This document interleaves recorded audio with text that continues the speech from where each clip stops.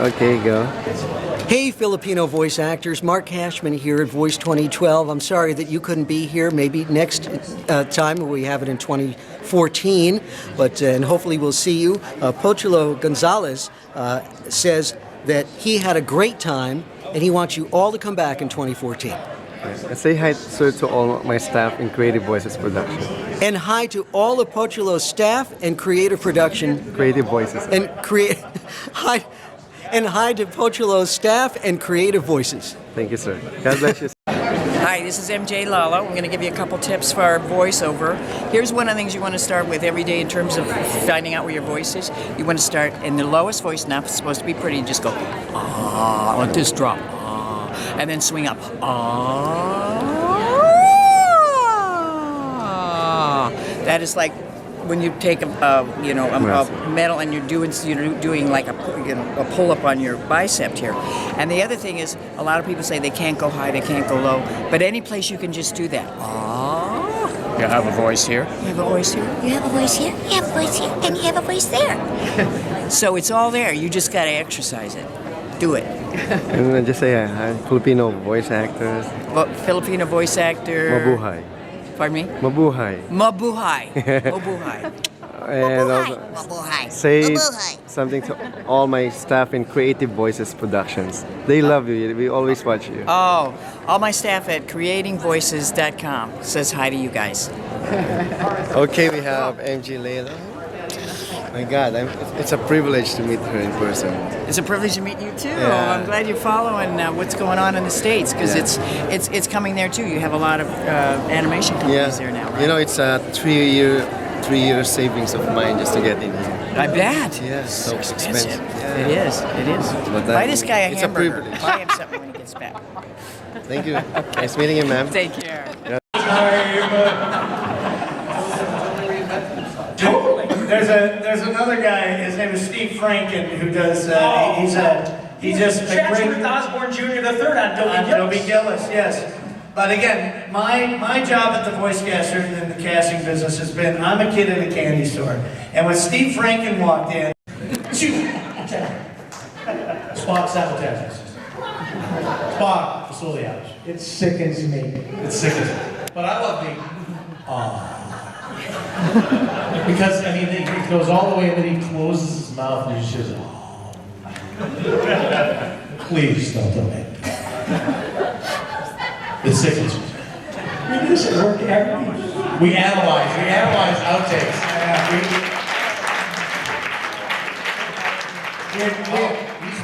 We have time for one more question, I think. Thank you all very much again. Thank you very much, Kurt. If this wasn't enough for you, 2 o'clock, Bill Farmer will be in here. Bill Farmer. And before that session, Voices.com will be giving away their premier membership.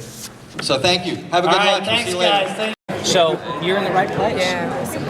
That's your blog. Yeah, right? Pleasure meeting you. Good luck. I do like little things here and there, but now that commercials and promos kind of settled into, now I'm doing more like I did Mass Effect 3, I did Modern Warfare 2, did the newer Call of Duty, and then there's a series of other things because they're still in production. We're not allowed to talk about them. But, yeah. Awesome, man. That's awesome. So, okay, so you went to school there and you grew up there? Yeah. I mean, okay. Yeah, so I went to high school, college at Mizzou. Okay. Yeah, I went to Southwest Missouri State, but yeah. My brother went to SMS. Okay, sweet. So I... small world, man. That's cool. I moved out here afterwards. Actually, my degree is in computer science. Really? I had a minor in theater in college. Okay. And then when I moved out here, I was like, I don't like... Because I was doing CG. I was programming, and I was like, I don't want to do that anymore. So I had a friend that did voices for Disney, and I was like, I want to do that. How do I do that? And she was like, okay. So she pointed me at Bill, and she said, go take his classes. So to make a long story short, I took his classes for a while. Made my demo. I got an agent. I started working, and I would take the money from bookings that I got to pay for more classes, and until I got it. So that's awesome, man. That is so cool. You got a card or anything? Could I don't. Okay. I came ill prepared. I can write down any info. Yeah, I mean, would you mind if I emailed you sometime or something to get some tips or anything? Yeah, okay. Absolutely. Yeah, I've got one of my cards here. I did the whole radio thing. I was working radio for 10 years. And Do you have a pen? I'm trying to think. Do you guys have a pen on you by chance? So, this is a little advice, and if you're aspiring to get into the voiceover business, I would say study with as many people as you can. Find a couple of really good teachers. Los Angeles is full of them right now. So, do a month, do 2 months or something, and if you find you like it, if you find you're having a good time doing it, keep doing it. If you're doing this for work, though, if you're doing it to make money, you're doing it for the wrong reason. Do this because it's fun and because you love doing it. And I think Rob Paulson and Maurice LaMarche and Ike Amati would agree with me. Okay? Good luck. Can you greet, sir, the Creative Voices production staff? Creative Voices. Say that again? Creative Voices production staff. So what do you want me to say? Say hi to them. Hello to the Creative Voices production staff. And please say your name, sir. Oh, my name is Bill Holmes. I'm the voiceover doctor. And what are the voices that you do, sir? I do this voice. This is the voice I do. I do a lot of commercials and stuff like that. So I don't do all the crazy cartoon voices. All right, sir. Thank you. Okay. Mabuhay! This is Rob Paulson, and I just am here with my. Are we still rolling? Yeah. Oh, this is Pinky and the Brain. Mabuhay for all you Filipino actors out there. Narv. Yes, We all love you. mabuhay indeed, my yes. friends. And get rid of all those Imelda Marcos shoes and come visit us. Right? Yeah. We're using those shoes in our latest plan to Take over the world. That's right. Yes. Can you do voices? I mean. Oh yeah, that's what Can we do just voices? did a bunch of them. Kind of do a little voice there. Yeah, we did a Because I couple don't of always there. talk like that. Hello, I always nurse. talk like this. Mumbai nurse. Follow your nose, it always knows. Yeah. Kellogg's Fruit Loop cereal. Yes, sir. Can you say hi to all the staff of Creative Voices production? Yeah. Hello, Creative Voices production staff. Morbo is pleased to meet you. Yeah. Thank you. Yes. Okay. I would give my best advice for someone who wants to get into voiceover and may be thinking, oh, it's a little scary. Always follow your dreams. If this is your dream, don't let anyone or anything keep you from it. Because the only one that can stop you from being successful is you. And That's all. please say something about me. Oh, about you? How, And Pacholo is a very good example of following your dream. He does exactly what brings him joy and passion. He does it in the Philippines, he does it over here. He takes joy and laughter wherever he goes. He's a very good example for you. You should learn from him. state your name. My name is Penny Abshire. I'm one of the producers of the VoiceOver International Creative Experience. And say hi to all the Creative Voices productions team. Hi to all the creative productions people. Thank you, madam. A lot more like, yeah. Huh. This is, so this is, how much is this one? This is 1,000. This is 1,000. And that's 1,000. That was like 13, right? Also 1,000. Yeah. Yeah, Wow. they're both. I like this. But can... Okay. So as you work it closer, it's going to be deeper, fuller, and richer. Yeah, it does. May I? Thank you. Cool. How do you... Hi, my name is Ike Amati. I'm the voice of TNT Sports. I do NCAA basketball, baseball, and golf. Cool. I'm also one of the voices of NFL Network. I do a series of things. I've done video games, the Call of Duties, Wow. Mass Effect 3 I was in. I'm working on some games actually right now that we're not allowed to talk about. But yeah. Or can you do some samples of like the announcer part? Coming up on TNT.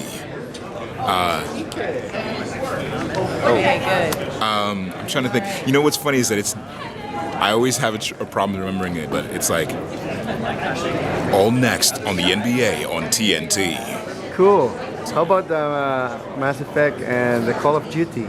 Oh, the Mass Effect, Javik. Javik would talk like this.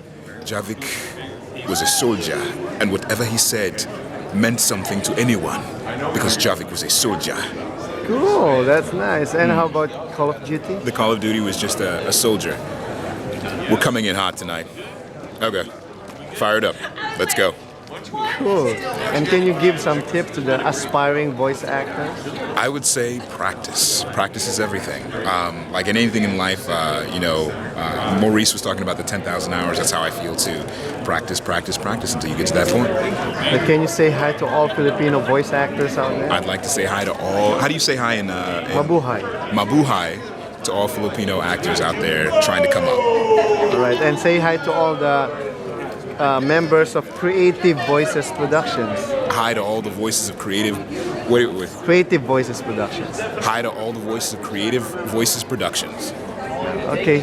Doc of the 7-4, but Bill's biggest honor is probably his induction into the Disney Hall of Fame as a Disney legend. Bill received this award along with 9 other recipients such as Robin Williams and Betty White just up the block at the Anaheim Convention Center in 2009. Let's take a peek at some of the highlights in Bill's career. Let's see if it works.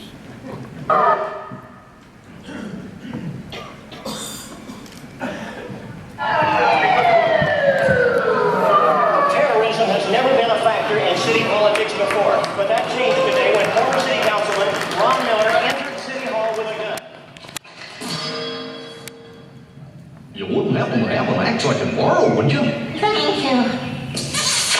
I've had a lovely evening.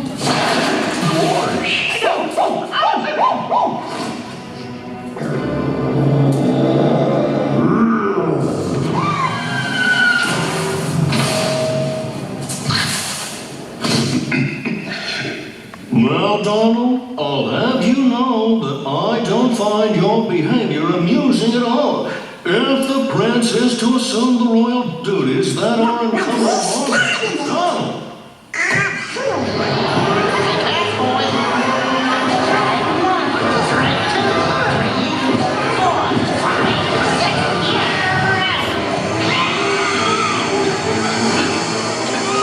Looks like you passed in this spring training. Suffering succotash! They're monsters!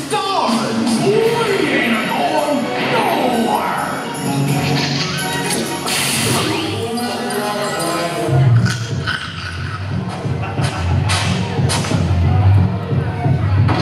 Hey, Rabbit, you're on.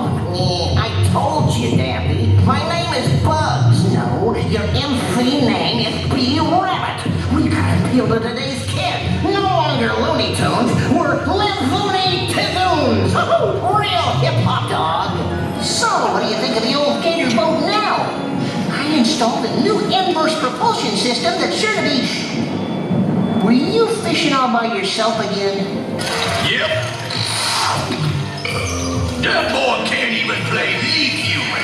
He ain't nothing but a tadpole. So, you gotta take one for the team. I knew you were too damn flexible to be real. What is it? He's always shit. When there's a problem, you gotta cut it off at the head. Oh, if you would be so kind. I'd be delighted.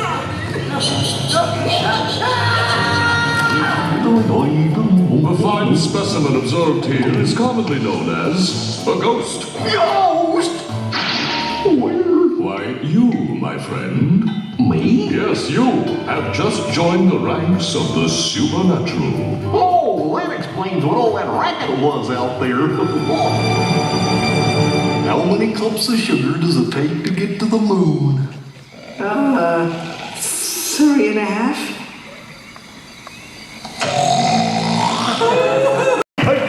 Of course, 2012.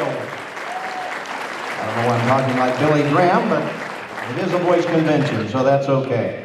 How is everybody? Have you had a great week or what? Well, I'm so honored to be asked to come down and teach a little, perform a little, have a little bit of fun this afternoon. I know you've all had a long week of learning all about the art of animation and the art of voiceover, and you've been probably hearing all the things that you need to know to get going, keep going, make it to the top of the voiceover world. And so I decided today we're going to mix a lot of kind of fun stuff with a little bit of teaching. So because, you know, I'm sure you've heard everything that you need to know about getting going in voiceover. Let me tell you a little bit about myself, by way of introduction. The biggest question that I always get is, how did you get started in voiceover? How do you get a job like the one that I've had for the last 25 years, voicing Goofy? And before this clip, how many of you know who Goofy was? Good, that's very good. If you're going to go into animation, you should know these things. It's an exciting job. I love going in over to the Disney studios and go, "Whoosh, howdy Mickey, howdy Minnie," and I leave and they pay me. It's an exciting job. It is a lot of fun. And how do you get going in this wacky business? Well, tell you a little bit about myself by way of introduction. I came from a little town in south central Kansas, named Pratt, Kansas, west of Wichita, about 70 miles out there in wheat and tornado country. And I was one of those kids that loved movies from the get-go. There wasn't a whole lot to do in Kansas, and so I found my favorite diversion was going to the local theater, just one in town, and every afternoon, especially on a Saturday in the summer, they'd come around to our elementary school and sell little tickets for the whole summer. Of course, a movie was like a quarter back in those days. And so it was a great babysitter for my parents. They would drop you off at the theater, and I'll see you about 6 o'clock tonight. And we would see cartoons, we would see Three Stooges, we would see double features. So it was an entire day of movies, and I just became enamored with the movies. And I just loved it, and I loved animation from the get-go. And of course, in those days, there were 3 channels. They were black and white, and so on Saturday morning, I would have to try and watch all 3 channels, NBC, CBS, ABC, by turning the tuner back and forth. And if you're old enough, you had to actually get up and walk to the set and turn the little knob going back and forth. And usually around my house, it sounded like, "Hey, Rocky, watch me pull it rabbit out of my head." Yes, Inspector, Dudley going from the mountains. Where's little Nell? Well, see, Captain Cereal stays crunchy, and I'm it's time for everything. All right, Charlie, let's go see Professor Wolfie. Okay, Tennessee. And then we turn the set on. So...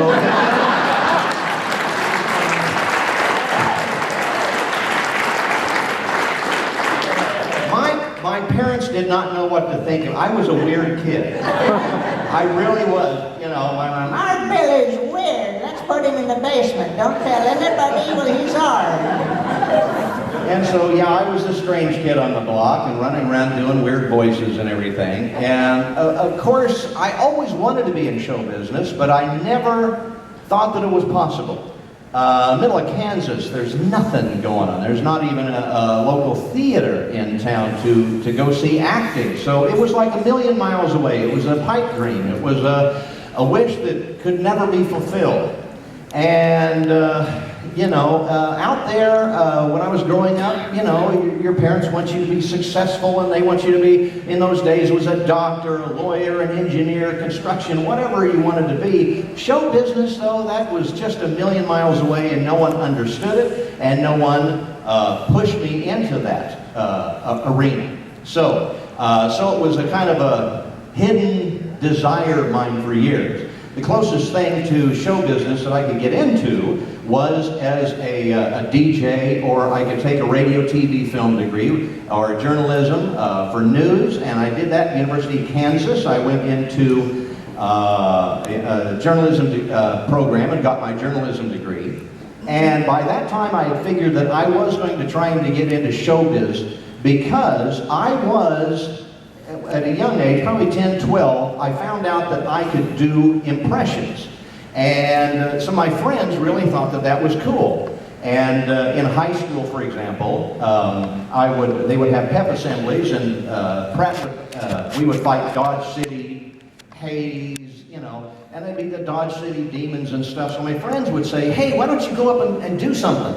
Do a pep assembly." And what am I going to do? So I started thinking, and I would coming up, well, if we're going to fight the, Dodge City Demons, I'd do it, I could kind of do a John Wayne impression, and I'd walk out there, "Well, get them wagons in a circle, and this Friday we're going to go out there and fight them Dodge City Demons." And all my friends would laugh, and they thought that was great. And as I was a very shy kid, Before that, now I was a very shy kid. A lot of actors are intensely shy. Robin Williams is a very shy person unless you get him around 2 or more and then he goes off. And I think that's a compensation thing. But I really, seriously, when I was growing up, there was a guy on the next block. I started doing some impression routines around my hometown when I was a teenager. And there was someone on our block that only knew that my parents had a sister. They didn't know I existed until I was written about in the paper. I was that shy. But when you got on stage, I could let go of it. I could be anyone. I could not be me, the shy me. I could be John Wayne, you know, out there fighting the bad guys and everything. It was a way of escape for me. And it was also a lot of fun because, you know, I've always had a weird sense of humor, and so my friends would put me up to jokes. We would drive through places like Burger King, and then my friends would order in a weird voice. You know, and we'd push the little button, and, Godfrey, Daniel, I'd like a Whopper and a Scotch and soda, you know, and then they'd look down. My friends would laugh. But again, I didn't know where this, I had no goal. I had no plan or route to get where I wanted to go until I got up into college. And again, my friends forced me into show business because we would have a fraternity party, we would have a band, and they would take a break and they'd say, Farmer, get up and do some kind of impression routine.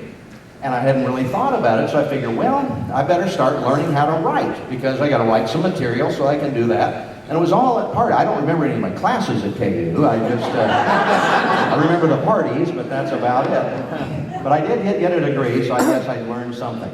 And yeah, so I'd get up at band breaks and I would learn to write. So I changed my degree from just straight television into journalism and graduated with a degree in journalism. And so where does that lead you? Well, I couldn't get a newspaper job, so I went into radio. And how many here have ever been a DJ? Or, you know, okay, quite a few of you. Then you know what? It's great fun, or at least it was in those days, because I started out in these little podunk 500 watt, 5,000 watt stations in the middle of Kansas, Oklahoma, Texas. And it was great training grounds because they didn't care what I did. As long as I played a few of the top 10 during an hour and did all the spots when they're supposed to be played, I could have free reign. So I would rely on characters. I would do, you know, I knew Wolfman Jack was a very popular DJ out of Del Rio, Texas, I think at the time, in one of those, you know, 500,000 watt stations. And you remember him from American Graffiti. And so I would do the Wolfman Jack show. I didn't know there was like copyrights or... I would just do, this is the Wolfman Jack show, we're going to be playing stacks of wax from dusk till dawn there, baby. You know, we would be doing this kind of stuff. And they were usually country stations, and so I would bring on characters that would be more countrified, like, yeah, we're doing stuff like Do the News is Walter Brennan, or does Jimmy Stewart, but that will take too long. One of my favorites was Pat Buttram, and I, you know, remember him from Mr. Douglas, how do you like to buy? And so I just developed these into, you know, little bits. But I had nowhere to go. And if you've been in radio, you know, when you start out, it doesn't pay a whole lot. And so I was figuring, well, I'm not making any money. So I'm going to get out of this. And I had a background in electronics because I had my first class FCC license, so I was also the chief engineer at a couple of the stations. And so I got into computers back in the early 80s. And it was a 9-to-5 job fixing machines that tested RAM chips and stuff like that. And it was very boring. And I found out I'm not a cubicle guy. I'm not a 9-to-5 guy. I had to find something else. And so I was very fortunate in that in Dallas, which is where I was living at the time, there was a comedy club. And comedy was all the rage in the early 80s. And it's called the Comedy Corner, and I went up on stage just to try out 5 minutes material as a stand-up comic. Back, and I can tell you the date, it was the date that changed my life, March 16, 1982. Now, why did it change my life? Because it gave me a direction. And this is one of the things that you really need in life is a direction. And since I was a kid, I had wanted to be in show business. I finally told myself that night, I'm going to give it a shot. I know it's difficult. I know the odds are 1,000 to 1 against succeeding, but I'm going to give it a shot, because if I get to be 60 years old and I haven't given this a try,